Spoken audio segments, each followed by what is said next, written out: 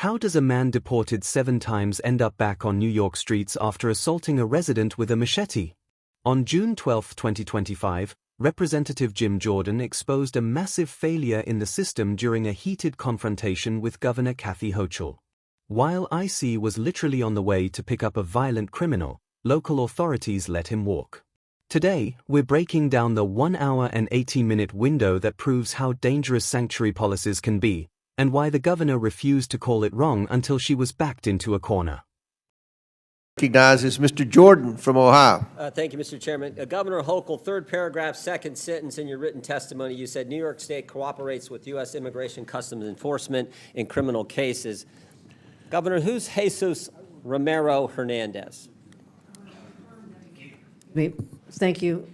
I want to reaffirm that we do cooperate in cases where... That wasn't the question. I just read your statement. I can read your statement. Who is Jesus Romero Hernandez?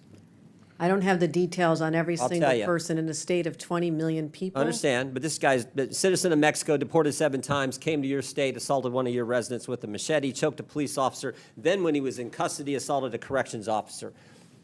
ICE finds out this guy is in your state's custody, and they send you a detainer. You're familiar with a detainer, right? Yes, I am. Notice of action, immigration detainer to Tomkins County Jail from Syracuse Immigrations and Customs Enforcement. Section 1, they check a couple boxes. The first one they check is a final order of removal against the alien has taken place. That means a court has said this guy needs to go. This machete-wielding, cop-choking, corrections officer assaulting guy needs to go. Then they also check another box and they say biometric confirmation of who this individual is, this alien's identity. So they got the right guy, and a court has said he needs to go. Any idea what Tomkins County Jail decided to do with that detainer order? I will tell you this, the state of... It's a specific question. No, I'm what telling you, did Tomkins County do? the descriptions you have put forth are absolutely chilling and disturbing and reprehensible to all of us. My job is to protect the people of New York. Which is why I'm asking the question. What did Tomkins County do? What I have responsibility for I will tell you, since you're not going to answer. Courts, we state cannot police. and will not hold Mr. Hernandez. Yeah. We can't keep the machete guy who had choked a police officer and assaulted a corrections officer. We can't keep him. In fact, we have the back and forth from Tomkins County and ICE on January 28th of this year, 8:56 p.m. Tomkins County tells ICE, we're not going to hold this guy. 7 minutes later, ICE responds back, we will be there to take custody this evening. 24 minutes later, Thompson County reiterates, we're not going to have him. We're not going to turn him over. 10:45. ICE arrives at the jail. 1 hour and 18 minutes later, and guess what? Mr. Hernandez is not there. They couldn't wait 1 hour and 18 minutes for a guy who assaulted one of your residents with a machete, choked a police officer, and then when in custody, assaulted corrections officers. That is sanctuary policy in a nutshell, and that is what your state supports, and so do these other governors. That is what is so wrong, why the American people hate this concept. You're conflating what the state of New York does is I control state police and prisons. We have turned over 1,300 people. So you disagree with it? We turn over 1,300 Did the sheriff make the people. wrong call? Those are local policies that we would not have done in the state of New York. State of New York, that is a local So you're saying the sheriff's decision. wrong?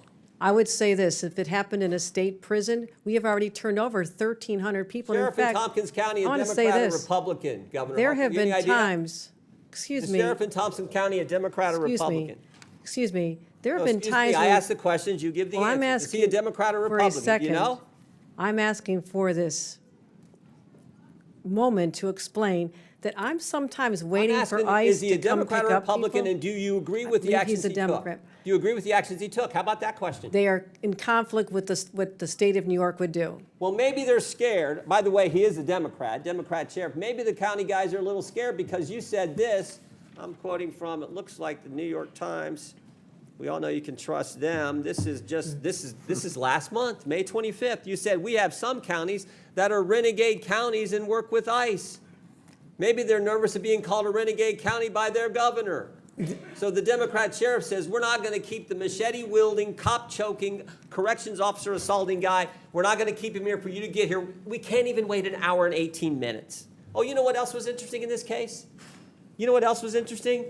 There was actually an arrest warrant from United States District Court, Northern District of New York, signed by Judge Wiley Danks, magistrate from Syracuse. There was an arrest warrant, and they still couldn't keep him. The state of New York cooperates. We cooperate in removal of individuals who've served time. We respond to detention. You're confusing, and maybe there's a lesson in civics here that's necessary. Will you say on the record right here, I got 12 seconds, will you say on the record, was Tompkins County wrong in the actions they took on January 25th, 2025, when they wouldn't hold the guy for 1 hour and 18 minutes? Those are not the policies that we would have in the state of New York. Those are not the policies we would have in a. Were they wrong? Should they have turned that guy over to ICE? It's a simple question, Governor. That was a horrible situation. The person should not have been out there.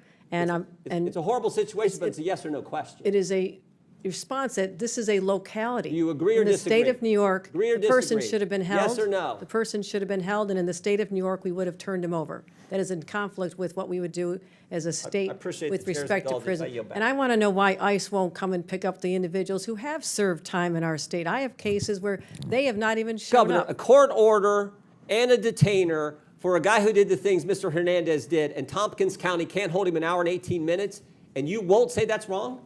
I have said we cooperate when there's a criminal case where someone has committed a crime. We turn them over. This is sanctuary policy in a nutshell. You won't even condemn something that anyone with common sense knows is ridiculous. You're mischaracterizing the laws of the state I had of the facts here. Oh, can I do one other thing, Mr. Chairman? Now he's been rearrested, and guess what?